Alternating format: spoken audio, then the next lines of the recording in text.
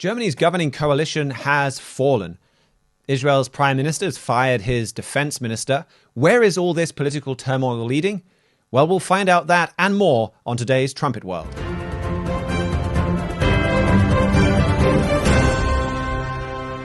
Hello and welcome to Trumpet World. It's been a big, dramatic week for world news and for fulfilled prophecy. We've been spending the last 4 years telling you to expect Donald Trump to be back in the White House.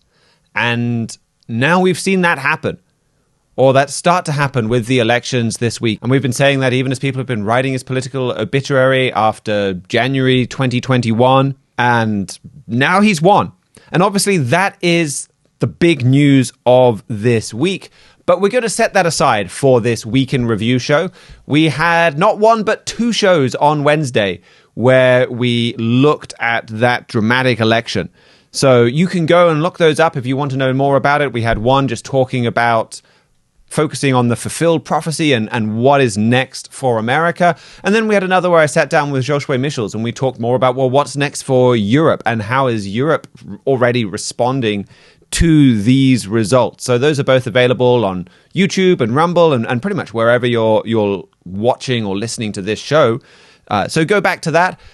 Instead, we're going to focus on some of the massive developments that have also happened this week that are on other areas, other continents even.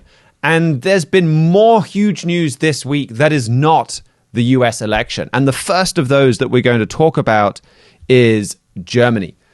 Germany's coalition government collapsed this week. The return of Donald Trump, that's not enough for massive, prophetically significant news. And actually, Germany could be set to be leaderless, basically, for potentially a year. And that could be a huge development. That look at everything that is going on. Look at all of the challenges that a Trump presidency presents to Europe. And as we talked about on that earlier show, heads are exploding across Europe. They're all kind of freaking out. And now Germany is entering where, at least if the Chancellor Scholz gets his way, an area where they have no real leadership for up to a year. The governing coalition collapsed Wednesday evening after Olaf Scholz fired his finance minister, Christian Lindner. So this has been a coalition that nobody has really liked right from the start. And the parties involved didn't want to be in the coalition, really. The voters didn't want to have them in coalition. The opinion polls have been against every party in the coalition and the coalition itself for quite some time. Unsurprisingly, this unstable coalition achieved very little, but they had managed to kind of hobble along, and Germany's next election was scheduled for September 2025. But they weren't able to just drag themselves over the finish line. Now, as with many breakups, the immediate cause for this breakup was a row over money. The coalition agrees that they want to spend more on defense. Just about all the German political parties agree on this. But the challenge is, where do you find the money to spend more on defense? And this is where it all fell apart. The Social Democrats, the largest party in this coalition, they want social spending. The Green Party, another big member of the coalition, they want green spending.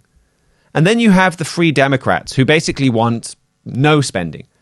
Their priority is low taxes, fiscal responsibility, low debt, not borrowing money, low taxation. And those are the ones in control of the purse string. So Lindner is their leader, and he's the finance minister. Now, what Scholz says that he wanted was for Lindner to declare a financial emergency.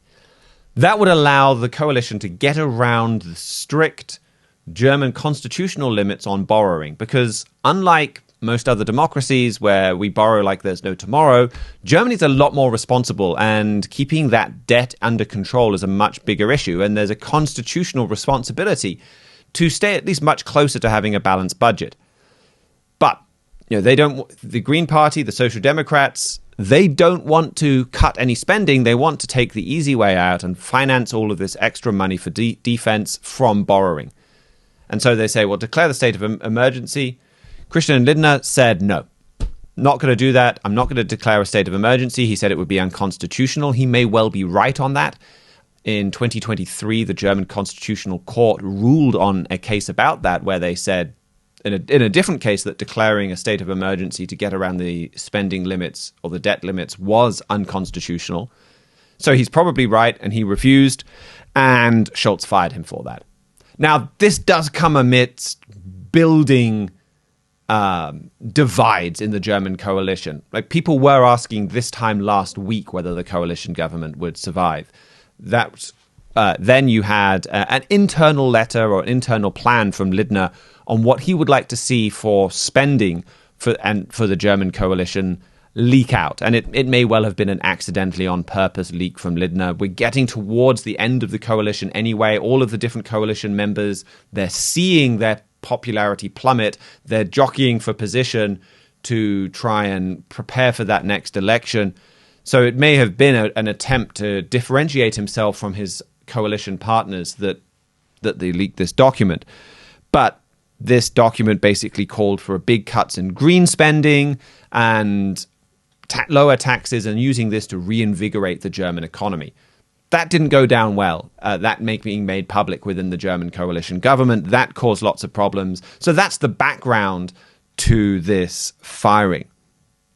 Now, for Germany, though, the ending of a coalition doesn't mean snap elections the way that it would in quite a lot of other countries. This kind of cycle of weak divided governments followed by snap elections, followed by another weak divided government, followed by snap elections. This is something that happened in the early 1930s. This is something that is seen as leading to the rise of the Nazis. So Germany's more modern post-war constitution gives minority governments quite a lot more control and makes it much harder to have snap elections, or gives them more avenues to stay in power.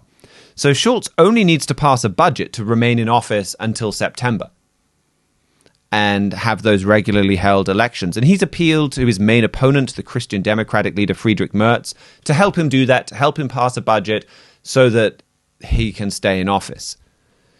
And Scholz, even aside from that, is trying to play for time. He's kind of pushed back as much as possible the deadline for having a budget, and he's scheduled a confidence vote for January 15th. So if he fails in this confidence vote on January 15th, the government will fall, and elections would be held probably in around March 2025. That's quite a long way into the future. Then you look at how divided the German electorate is according to the polls, and that no party has overwhelming support and no party has an easy path to a coalition. Last election, it took 2 months to form a coalition government. Before then, it took nearly 6 months to get a coalition government together. So coalition has fallen in November. Scholz doesn't want elections until March. You could easily have another 6 months of coalition negotiations. You could be looking at a year with no effective government in Germany. And certainly no government with any popular mandate to do anything radical. I mean, even until March, Scholz would still be the Chancellor, but he wouldn't have a majority in the Bundestag. He wouldn't have the ability to take any big decisions. So you're looking at a leaderless Germany potentially for a year. I mean, can Germany afford to go that long with no real leadership? Well, Friedrich Merz, the likely next chancellor at this point and Scholz's main opponent, he doesn't think so. So he is really pressuring Scholz to hold a confidence vote much sooner. He sat down on Thursday with the chancellor that's what he really tried to push for. And he's basically saying, look, Scholz, we're not going to help you at all if this is the plan, a January 15th date for a confidence vote and a March election. We're not going to participate. We're not going to be helpful. Now, if you bring that confidence vote much sooner, and you hold elections much sooner, then, yeah, we'll be as helpful as we can in the interim and in maybe even passing a budget and keeping things ticking over. But our price is we want quick elections. But there's not much that Merz, I mean, that sounds very reasonable to me. There's not much he can do to force the issue, though. And the only way that the Bundestag can force a vote of no confidence on a reluctant chancellor is if they have a replacement chancellor waiting in the wings that's got the support of the Bundestag. Like, unless they can swap chancellors out and say, well, this guy has our support, they cannot hold a vote of no confidence. That's massive in terms of how the parliament functions, because it's quite easy to get a lot of people to agree and a majority to agree to say, we don't like this guy. Much harder to get a majority to say, we do like this guy. It seems like that's almost certainly not going to happen. So if Scholz continues with this January vote of no confidence, March elections, coalition government going on for months after that, there's not much that anyone can do to force that to change. There might be some avenues where the German president could step in, but he's from the same party as Scholz. I don't think he'll do that, though it is possible, I guess, that there's some way he might get involved. And then fresh elections are probably not going to solve this divide. Remember, the fundamental trigger for the fall of this coalition is this question of where do we fund the extra defense spending from? I mean, that in itself, that Germany is so keen that spending more on defense is such a big issue for Germany that a government would fall over it. That in itself is big news. That in itself tells you that Germany is very keen on rearming. That in itself is important to watch. But that question of where does this money come from, that doesn't magically go away after an election. And there is no coalition where parties that agree on this question get a majority. Like the CDU agrees with the Free Democrats. They say if there's any extra funding for defense, that has to come from cuts to other areas. So it may well, at the moment, the only real avenue for a coalition is a Christian Democrat, Social Democrat coalition post-elections. You've still got the same problem. You've still got the same divide. That's why I don't think you've got the potential for months of elections. And the reason for this, the reason why it's going to be so hard for anyone to have a coalition is the rise of these fringe parties that people say these are so extreme, we're not going to work with them. So the Alternative for Deutschland, that I think genuinely is a far-right party, not in the way that, I mean, we talk about this quite a bit on this show. They're not a Donald Trump-like party where they get called far-right, and they're very obviously not. They do have some leaders, not all leaders. They do have some leaders that genuinely are far right, that genuinely want a reevaluation of that see World War II, for example, as in a very different way, where the Nazis were not the bad guys of that war, and where everyone was kind of equally bad, and Germany unfairly got landed with the blame. That they have the support of 17% of voters, according to opinion polls. Everyone has said these guys are too extreme, we won't work with them. Well, okay, you leave that 17% out. That makes it very hard to get a majority. You add to that then the left party that are the successors to East Germany's Communist Party. Most parties, certainly the Christian Democratic Union that is set to get the most seats in the next parliament, they've said we won't work with them. Same with what's called the Sarah Wagenknecht Alliance, this split off from the left party. They've said we don't want to work with them. Well, now that's a quarter of the votes that you're not going to work with. You're trying to get a coalition that has a majority in the parliament that has 50%, and you've ruled out working with 25% of the groups. There's not much that you can do. So even once Germany has gone through what looks like months of coalition negotiations, you're still looking at a very weak, divided coalition that is not that different from the one that we've got in charge. I'm sure it will be a different chancellor. I'm sure it will be different parties to the one that we are now. But fundamentally, it looks like it's just going to be weak, divided, and it maybe might hobble on again for a little bit before collapsing if it got that far. I mean, that's Germany's future. Weak, divided, unstable government as far as the eye can see. Is Germany going to stand for that? Like, can they afford that? Russia is fighting a land war in Europe. Israel is fighting wars in the Middle East. Iran is lashing out. Iran's proxy Hezbollah has been making threats against Cyprus, an EU member. And they're being taken care of by Israel right now, but that's the world that we live in. Armed terrorist groups backed by Iran threatening war with the European Union. That's basically what happened there over the summer. Donald Trump just won the US election, and he will not keep paying the bill for Europe's defense. That forces some hard decisions on these EU member states. And in all of those situations, and then there's the migration crisis, you've got migration uprising, you've got terrorism, you've got gang warfare exploding in France and in Sweden, and that can spread to Germany. I want to talk about that when I do my rundown of other news. But in all of these different crises, everyone turns to Germany. Okay, Europe, how do we respond to Donald Trump? Donald Trump has just put tariffs on our cars. How do we respond? Now, I'm not criticizing those policies necessarily, but I'm saying those are going to force decisions from Europe. All eyes turn for Germany, and Germany's like, now we're going to take the year off.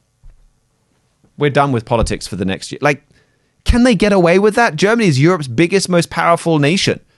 And then they just want to spend the next year consumed with their own politics? I mean, we have warned for years. You go back to the plain truth, we've warned for decades about the rise of a strongman in Europe and how that will happen. I mean, talk about fulfilled prophecy. We saw that massive one with Donald Trump coming back. And this very, very, very likely is paving the way for a huge fulfilled prophecy, one of our most long-standing ones, that you would have the rise of a strong leader in Europe and that he would come about. That he's not just a democratically elected kind of strongman that has his term in office and that goes, that he's a fundamentally different type of leader and that he's going to come about potentially in an undemocratic way or an unusual way. And Mr. Fleury said that this leader could perhaps take advantage of a weak coalition. There's plenty of weakness in Germany's future.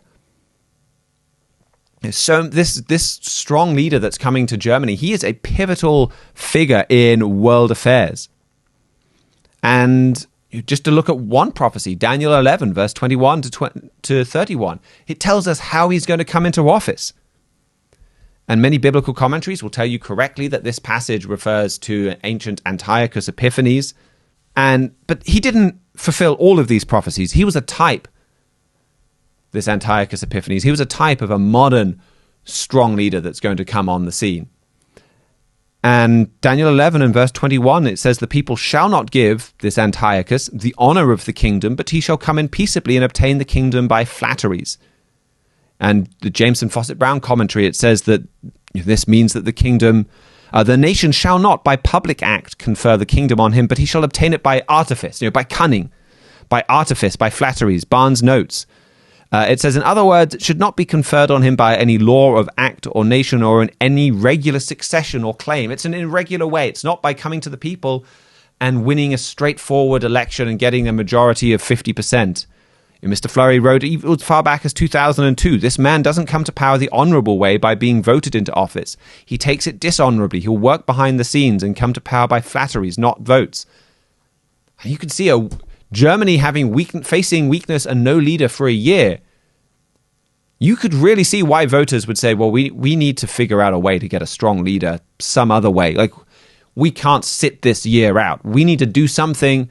Maybe it's behind the scenes, no negotiations. Maybe we need to change our coalition, our constitution. However it is, we need someone coming in here differently. And we've made this forecast before. We've made these statements before because Germany has faced weak coalition governments for years now. But that just increases the appetite of, okay, like, this is not a one-off. This is not a one-off situation. We were here in 2021. We were here in 2017. We've been here before. We can't just have an election and that fix it, because it doesn't fix it. We need our strong leader. We need our own Donald Trump. And even more, we need somebody that can go toe-to-toe there. We need something different. And the rise of the Alternative for Deutschland shows that Germany is willing to embrace something very out of the ordinary to make that happen. Germany remains politically paralyzed while troubles multiply at home and Europe burns, while it's really easy to see Germany clamoring for a strong leader. And I think it's the timing of all this that just makes this so especially interesting to watch. If you've read our free book, America Under Attack, you'd be familiar with this prophecy of an Antiochus. Yeah, there was this ancient Antiochus, and then there's several modern types that fulfill this Antiochus. That there was an Antiochus within God's church that fulfilled many of these prophecies in Daniel 8 and Daniel 11, in casting truth to the ground and turning God's church astray. That there would be a national Antiochus within the nation of America doing the same thing from within, and then finally there would be this Antiochus rise to the scene in Europe and take Europe in a radically different direction. And then we had that article that we talked about on Wednesday's show about Barack Obama fulfilling this role of Antiochus and that his power is being diminished. And Mr. Fleury was talking about this over the summer, and he said, as you watch his power being diminished, we're seeing more of a focus shift to the rise of a European Antiochus, the rise of this European strongman. And so I think the election and Barack Obama impotently tweeting out, it's going to take days to count the votes, and then just hours later, all the votes are in and it's clear who the winner is. That was the clearest evidence yet of his power being diminished and of his power disappearing before your eyes, as Mr. Fleury said it would happen. And then the same day that we get those election results, Germany's coalition falls apart. And watch for the rise of that European Antiochus.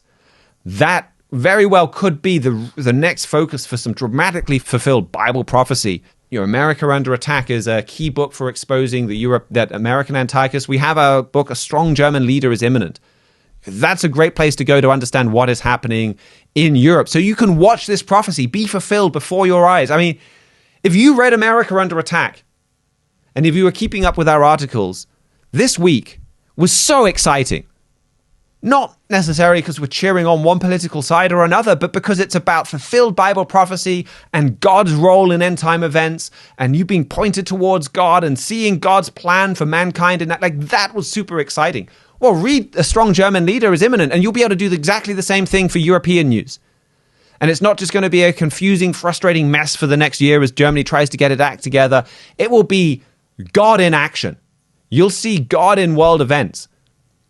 And it will show you how all of this is leading to God bringing the entire world to repentance and prosperity, just like we talked about on Wednesday's show. So I'd really encourage you to read that. A Strong German Leader is Imminent. And I did have a few other news stories from Europe to bring you in a quick rundown that we also want to make sure we talk about this week. So right before they fell, practically the German coalition government's last action was to sign off on a law that will compel young men to answer a survey about their willingness to serve in the German military. So this is about expanding Germany's military power. So 300,000 boys that turn 18 next year in Germany will have to fill in a questionnaire about how interested they are in serving in the German military. We've talked about this before, but it was approved this week. And young women will also have the option of filling out this survey.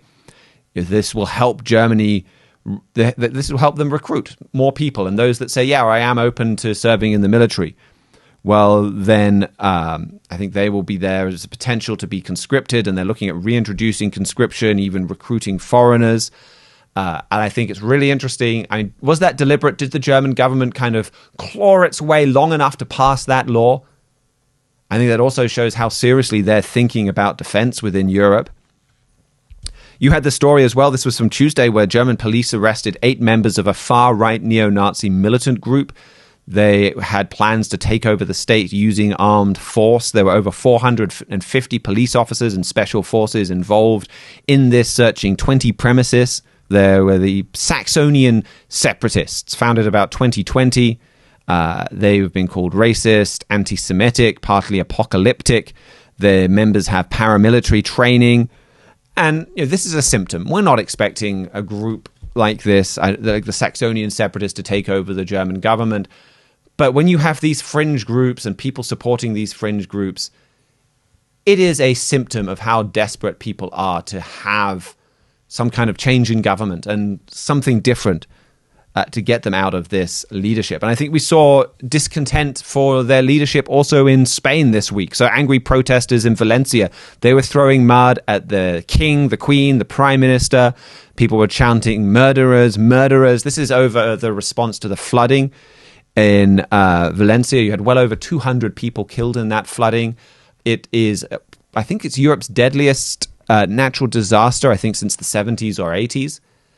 So a major event, and there's a lot of dissatisfaction over people being slow to warn from the fleeing and the regional government not being quick enough to get response from the national government. And there's a lot of specific local issues here. But again, it's another symbol. It's another indication of people being very dissatisfied in their mainstream leaders, not just in Germany, but all across Europe. And you're seeing in France, I mentioned this story where you had massive gang violence last Friday that is causing real concern in France. I mean, France's interior minister, he said after this that France faces a choice between general mobilization or Mexicanization of the country. Like, we need to call in the army or we're going to be overrun by drug gangs like Mexico is. A shocking event. There was a teenager left fighting for his life, 4 others seriously wounded. But there was a shootout between rival gangs that ended up involving several hundreds people in the city of Poitiers. So massive levels of violence there. I mean, this is causing real concern. And again, these are the kind of problems that you can see people saying, yeah, we need someone to solve our problems, and we're not going to be overly concerned about diplomatic or democratic niceties to get in someone to fix these problems. We have hundreds of gang members shooting out on our streets. We've got to take care of this.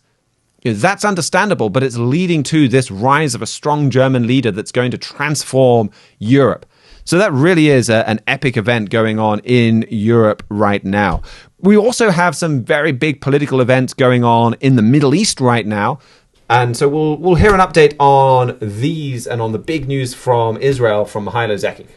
Yes, so on Tuesday, Israeli Prime Minister Benjamin Netanyahu finally was able to get rid of one of his longest-lasting enemies and move the war there in a different direction. And by that, I mean his defense minister. So Tuesday was when he fired Yoav Gallant, who has been defense minister in Netanyahu's cabinet for more or less since the start, certainly the start of the war. He's lasted this long. Why did it take so long, and why now? Well, on a video Netanyahu uploaded on his X account, we can play the B-roll footage for that. It's unfortunately in Hebrew, but a little small quote from that here. Between me and Defense Minister Gallant, significant gaps emerged regarding the management of the campaign, and these gaps were accompanied by statements and actions that contradicted government decisions and cabinet decisions, end quote. So, per to be expected, he was a bit vague on the details, but the gist is Gallant has basically, or Netanyahu is accusing Gallant of insubordination and being public about it for both the Israeli public and Israel's enemies to see. That's not a good mix, especially when you're dealing with a leader like Netanyahu, who is a very shrewd politician and knows how to outmaneuver his political enemies. So in some ways, similar to Germany, minister being fired due to insubordination, refusing to do what the Chancellor wants, a much more serious situation in many ways because Israel is at war while Germany isn't. Is this the end of the coalition for Netanyahu the way that it is for Germany, or what that picture going forwards? I would actually disagree with you with something you said earlier in the sense that it's not a more serious problem because it's not going to mean the end of the coalition. Gallant is part of Netanyahu's Likud party, and he is a bit of a shall we say, a bit of a lone wolf within the party. It's like, for example, when the judicial reform bills were being passed before the war started, he was one of the lone dissenters within the party itself. Regarding the cabinet that Netanyahu mentioned, Itamar Ben-Gvir, who leads one of the major parties within Netanyahu's coalition, applauded the move. He's the national security minister in Israel. And also ties in with who's replacing not just Gallant, but also the follow-up effects of some of these cabinet reshufflings. Israel Katz, Israel's foreign minister, will be replacing Gallant as defense minister. He's a longtime Netanyahu loyalist, has been in Israeli politics for decades.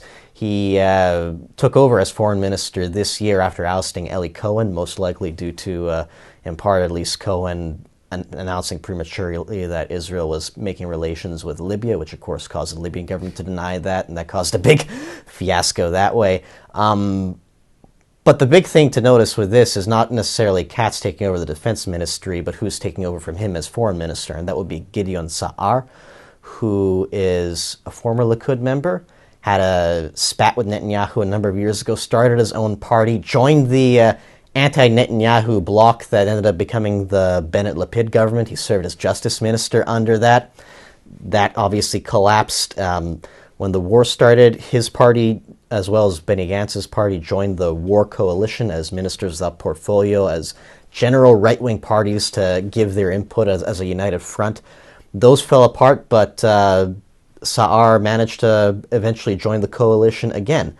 And now he's going to be the new foreign minister of Israel, which in one sense gives him incentive to stick on with the government, creating more of a united atmosphere, you could say. So in Germany, they fire a minister and the government falls apart. In Israel, what you're saying is he fired a minister and the coalition is more stable now. Yes, exactly.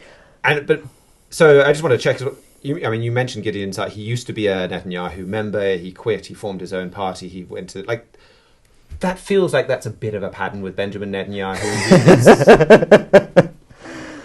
Yeah, he does often end up offending people, or he has these enemies that go off in a huff. Is his former defense minister, is there a risk of him doing the same? I mean, you mentioned he was kind of isolated in the party, so I guess that risk would be fairly minimal, that he quits and forms his own party and takes some people with him. It's too early to say. He has since come out and been a little more unhinged with his, or less reserved with his criticism of Netanyahu, calling him corrupt and whatnot. Regarding what actually divided them, the biggest, they haven't said, of course, but just from the history, most likely it has to do with the Gallant's desire to move on with the war with Gaza, to get a hostage deal going, to focus everything on Hezbollah, move the IDS focus there, while Netanyahu wants Hamas completely liquidated before that happens. Gallant was also seen as an important intermediary between Netanyahu and the Biden administration in trying to get the two sides together for weapons deals, or the Israeli government to accept American limits, etc. Just the fact that he has those links alone might suggest maybe there's some... I mean, it's not uncommon for this administration especially to be meddling in Israeli politics, and I mean, for the Israeli left's part, there are plenty of protesters on the street that are ostensibly coming out in support of Gallant. It doesn't really take them much to go out and protest against Netanyahu anyway. So you could very well see him split off and form his own right-wing, but anybody but Bibi party to replace what Sa'ar used to be.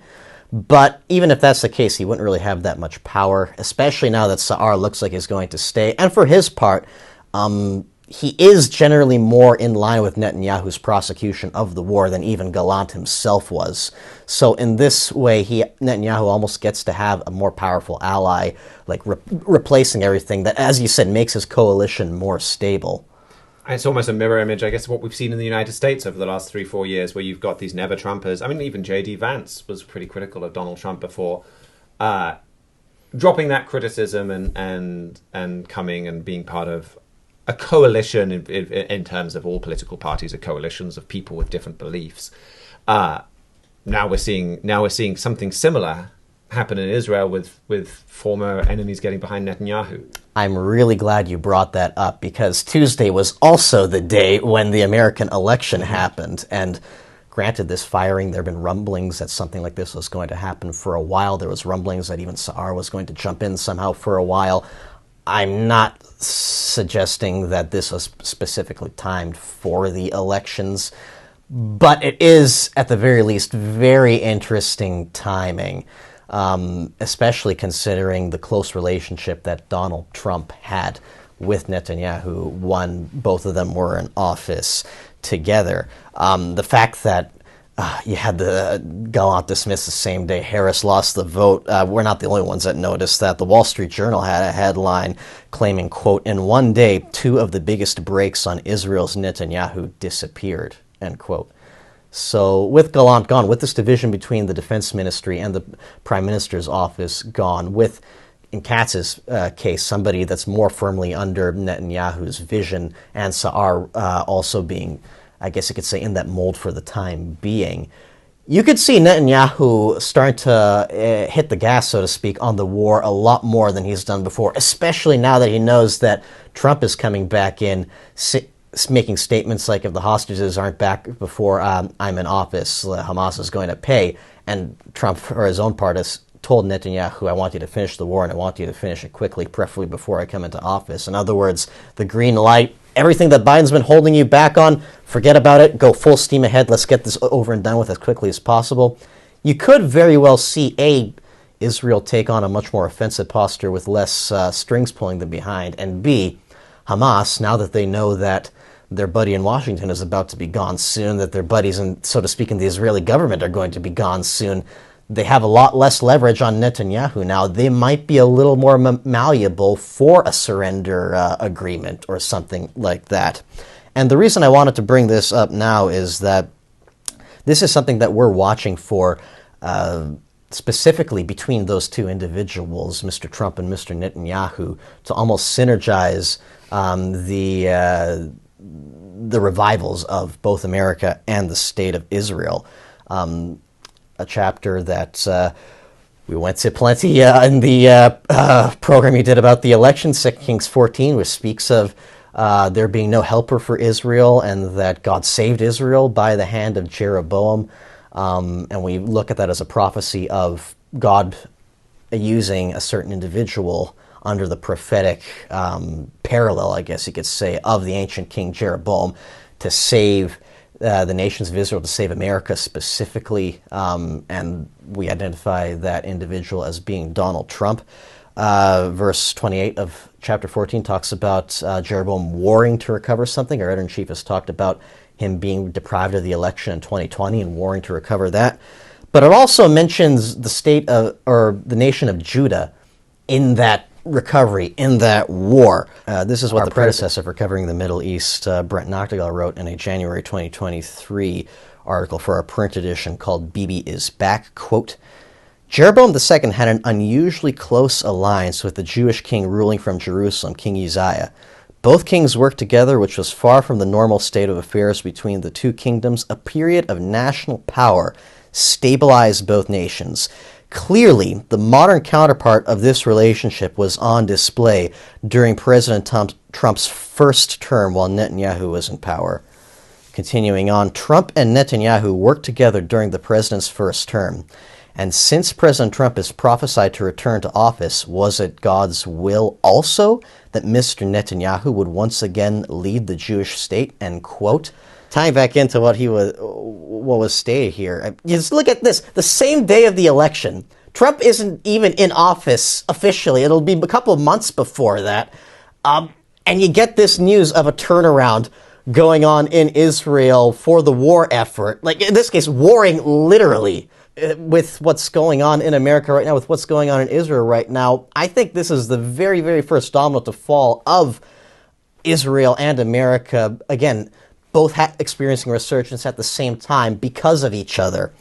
And I'm sure in the days and weeks ahead, that state of affairs is only going to grow more and more, perhaps like even with this example, before Trump even enters into office. So I think we'll probably talk a bit more about the implications for the Middle East of a Trump presidency, probably on Wednesday's show. I'm saying probably because given all the news we've had this week, I don't want to rule out something else dramatically happening over the weekend or whatever, and we swerve and go in a different direction.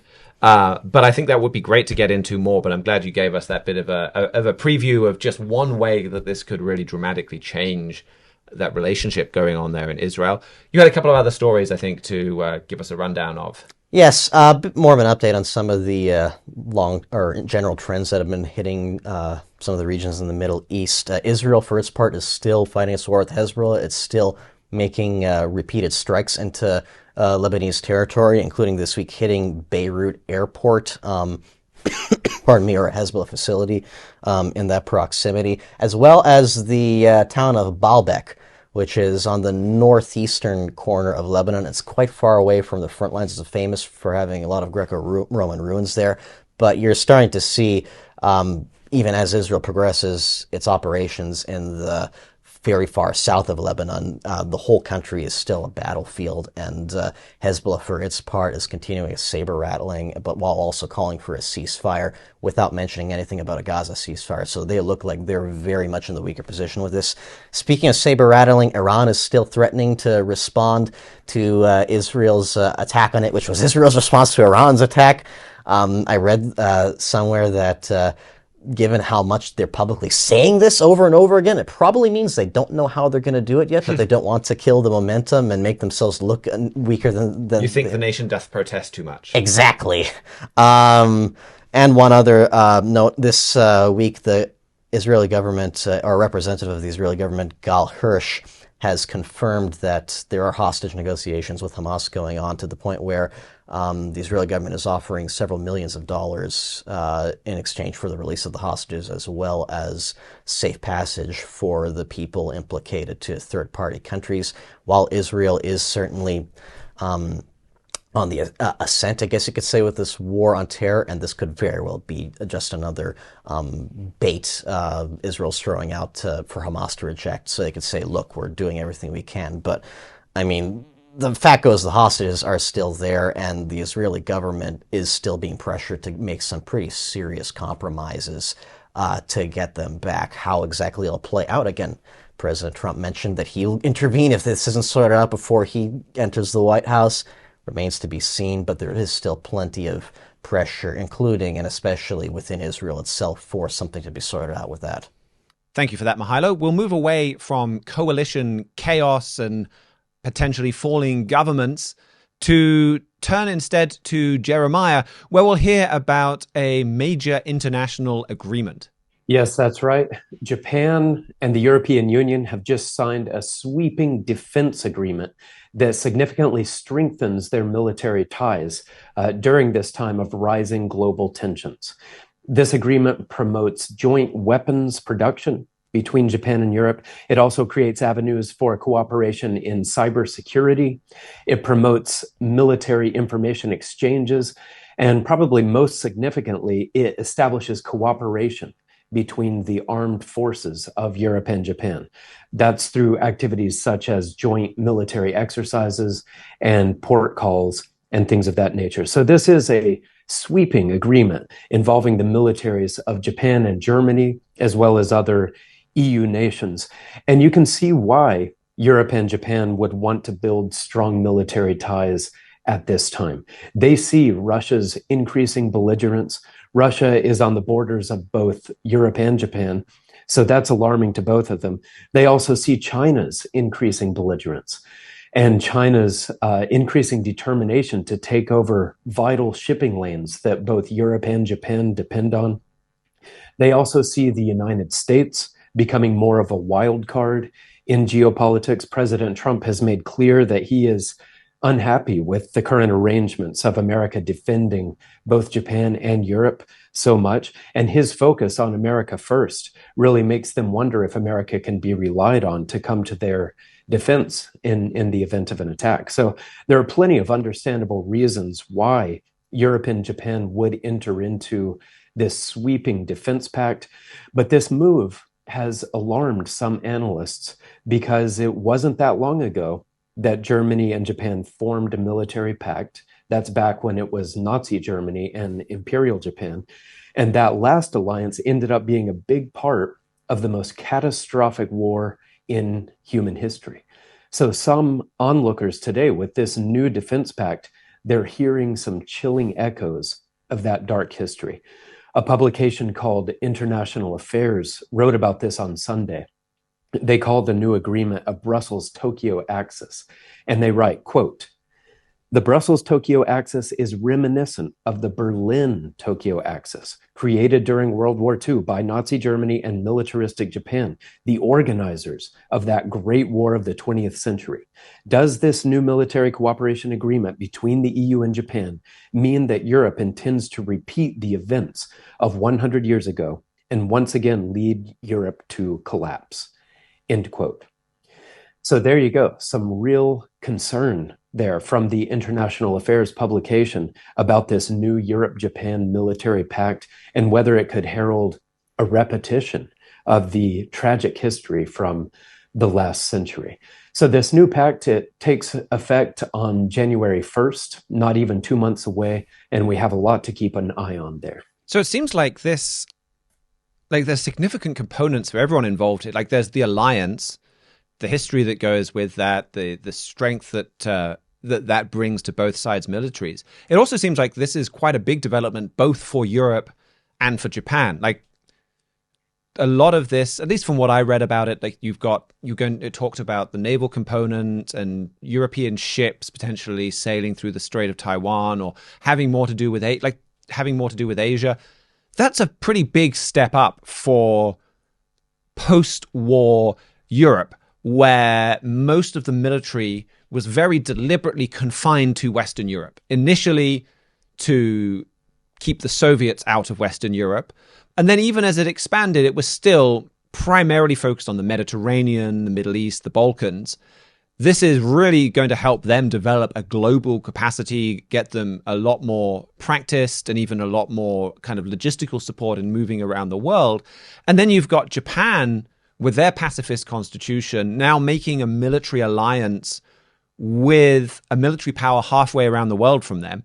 And we've already seen the way that international military contributions have played a massive role in what is basically Japan breaking its constitution or breaking out from those constitutional restraints on its military and deploying its military abroad, where it said, well, yes, we're going abroad, but it's as part of a UN peacekeeping mission. Or even they've looked at, okay, yes, we're patrolling abroad, we're patrolling the seas around the Middle East or the Bab el-Mandeb into the Red Sea, but we're doing that as part of a US-led international mission. And it seems to me this could be quite a significant step forwards in that direction for both these powers.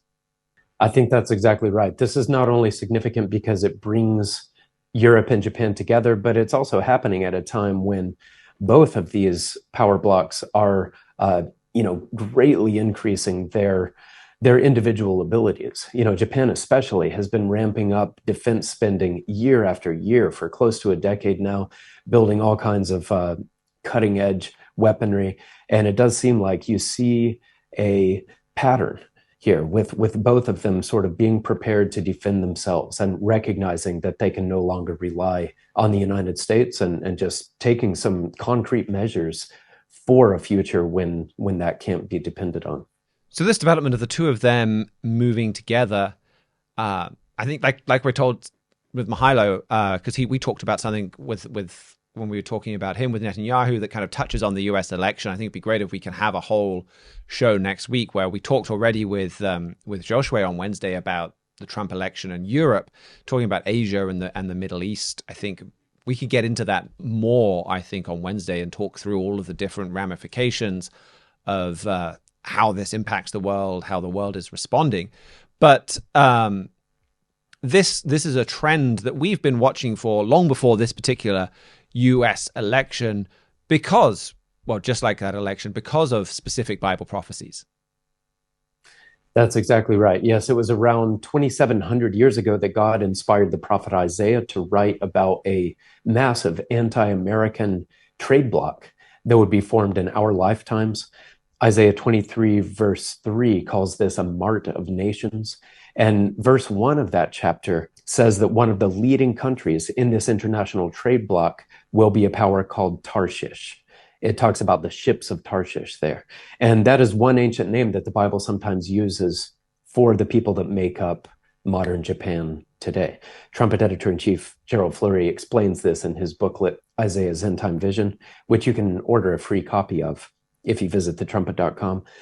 But then Isaiah 23:1 also names Tyre, a power called Tyre, as one of the other main nations in this Mart of Nations bloc. And Mr. Fleury explains that this city represents the commercial center of modern Europe.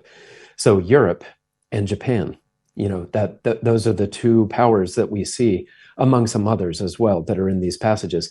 And I think that seeing Japan and Europe linked together in these ancient prophecies, and then seeing this sweeping new defense pact binding these two modern countries together, it's very striking. And even more striking is what the Bible shows that the Mart of Nations will do in the years ahead. I'll just read a quote here from Mr. Fleury's booklet, Isaiah's End Time Vision. It says, "The Bible contains many prophecies of that European power attacking America and many other prophecies of America being besieged," end quote. And then he explains that this besiegement will not be accomplished by Europe alone, but by Europe working with the other nations in the Mart of Nations alliance or trade bloc there. So it's a very sobering prophecy, and it means that those concerns about a repetition of the tragic events of last century with Nazi Germany and Imperial Japan, it means those concerns are entirely valid. But there's also a great deal of good news really wrapped up into this, right at the heart of these developments. So if you would like to understand more about the Mart of Nations and the good news that's tied into all of this, I hope you'll order your free copy of Mr. Fleury's booklet, Isaiah's End Time Vision. Or you can put a link to that in the show notes. along with some of those other books that we've mentioned today, like A Strong German Leader is Imminent. You can get all of those. We'll have the link in the notes. You can just click on, we'll take you straight there. You can get them from our website, thetrumpet.com. And we would be very happy as well for you to order your own free print copy that you can go over and write notes in or mark up or turn to the Bible alongside. And having it in black and white and print facilitates that and helps, I think, lead to get to really dig into some of this material. So a big development going on in Asia. There were some other quick bits that you wanted to run down as well. Yes, first, a quick Russia story. The Wall Street Journal reported Monday that Russian operatives placed incendiary devices on airplanes that were heading to the US and Canada. And the aim was to detonate them and set fire to the planes once they reached those countries. These were with the DHL shipping service, and both of these devices ended up exploding early at DHS logistics hubs in Germany and in Britain. Yeah, one of them would have been Russia, our of local course, hub, denies- probably. Oh, really? Right, The local in one? Birmingham, I'm sure we get many things that we get from DHL probably come through there. So we could have missed out on parcels because of that. But, like you say, it could have been much more serious than blowing up a few parcels in the depot had it happened on an aeroplane. That's right. Yes. And it does look like, from what we can tell, this was just kind of a small scale test run for possibly larger future attacks along these lines. And of course, Russia denies all involvement, but the fingerprints apparently of Russian spy services are all over this. And it shows just how incredibly belligerent the Russians are becoming, just trying to find all kinds of surreptitious ways of attacking Western nations. And then another quick story here about the rapid increase in China's space-based military capabilities. There was a report about this a couple of days ago from General Chancellor Saltzman, head of the U.S. Space Force. He was analyzing China's satellite-killing weapons. They've got weapons now on the ground that can take out satellites, and they also have weapons already in orbit, satellites up there that can destroy other satellites. And General Saltzman said the speed with which China is building all this weaponry is, quote, mind-boggling. And he said the number of different categories of space weapons that China has created and the speed with which they're doing it is very threatening, end quote. So we know that America is more vulnerable to these kinds of weapons than any other nation by a long shot. We have more satellites in orbit than anyone else, and we depend on them militarily and in a whole range of other ways, far beyond any other nation. So it is alarming to hear about China's buildup of these weapons that is happening at a mind-boggling speed. Well, thank you very much for that, Jeremiah. And that brings us nicely round to the United States, where I did say early on we weren't going to talk too much about the US election because we did devote quite a bit of time to that on Wednesday. But of course, there have still been important developments that have happened since Wednesday that we would like to update you on. And so here to do that, we're joined with Andrew Miller. Yeah, just to catch everyone up for maybe the few people who haven't been watching the election, Donald Trump did win the U.S. presidential election in a blowout victory. They're still counting votes in Arizona and Nevada. They should have those by the end of the week, but no one expects them to go to Harris. So that's going to give him 312 votes in the Electoral College. And it looks like he's going to win the popular vote by about 5 million, which is important because that gives you like a huge mandate for now, like any disagreements you have with the left coming forward. I mean, you can definitely say that, like, not only did I win the constitutionally charted path to the presidency, but like I won a majority of the American people who support my vision for the country. In the couple days since the election, we've gotten a little bit more information on the Senate races, which are going to be pretty important as well, showing that it actually does look like the Republicans are going to win the Senate with about a 54 or 55 majority. They've already got 52 seats in the bag. But there's 3 races outstanding and a good chance that they could win all three of those as well, which will be important because there's always one or two Republicans that side with the liberals on contentious vote. So having that 55-part majority also really strengthens Donald Trump's mandate. The one bit of information I was hoping to be able to report today and can't quite say conclusively is the House of Representatives.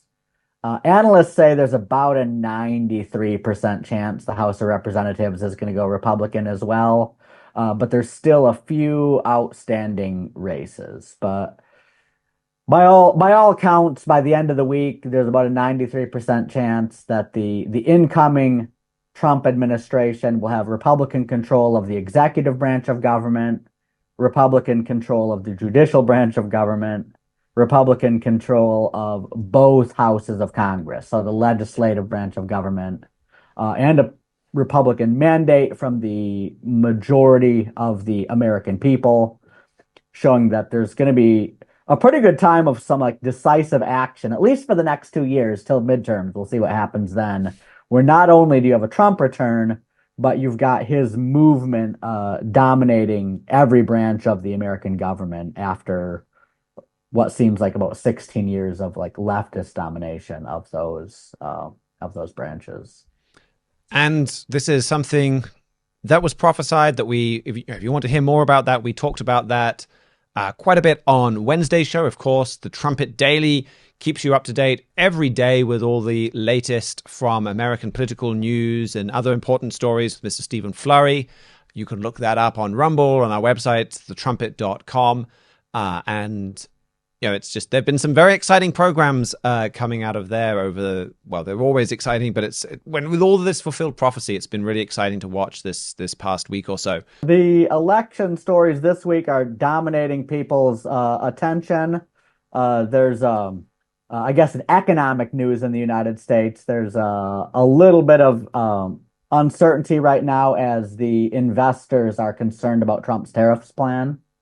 So interest rates have ticked up a little bit. Mortgage rates have ticked up a little bit. Treasury bond yields are going up a little bit as people are wondering what's going to happen financially. With those Bible prophecies about the resurgence and saving America temporarily, I think it's pretty safe to say that regardless of like some of the Wall Street investors' concerns, not knowing exactly what's happening now, that those concerns are going to settle down in the months ahead. So we'll keep an eye on Wall Street, I guess, and see what goes on with that. But a lot of victories for Donald Trump this week. I think I also saw that Jack Smith shutting down his prosecutions of Donald Trump. All of these different lawfare cases are closing down. I mean, like we talked about on Wednesday, this is in so many different ways. You're seeing Barack Obama's power diminish before your eyes. And like we talked about, that is all fulfilled prophecy. Well, thank you so much to all of our guests today. Thank you, the viewer, the listener, no matter how you're joining us. Very glad to have you. Thank you for following up on some of those other stories as well happening around the world. Thank you to George Haddad and Isaac Lorenz for engineering and production. If you have any questions or comments, please do shoot us an email at trumpetworld@thetrumpet.com or leave a comment below the video.